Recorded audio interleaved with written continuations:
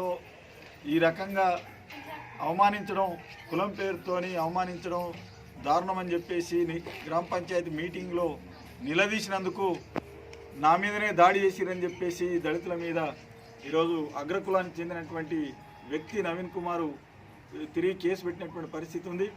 పోలీసులేమో ఈ కేసుని తొందరగా తీసుకున్నారు. కానీ దళితుల మీద దాడి చేసినటువంటి ఘటన ఏదైతే ఉందో, పోయి మా మీద దాడి జరిగింది, మమ్మల్ని ఇట్లా అరెస్ట్ చేశారు, అట్లా ఒక మహిళా వార్డు మెంబర్లన్నీ కూడా చూడకుండా ఇబ్బందులకు గురి చేసినటువంటి పరిస్థితి ఉంది. చెప్పుకోలేనటువంటి పరిస్థితుల్లో వాళ్ళు ఉన్నప్పటికీ పోలీసులు ఈరోజు పట్టించుకునేటటువంటి పరిస్థితి లేదు.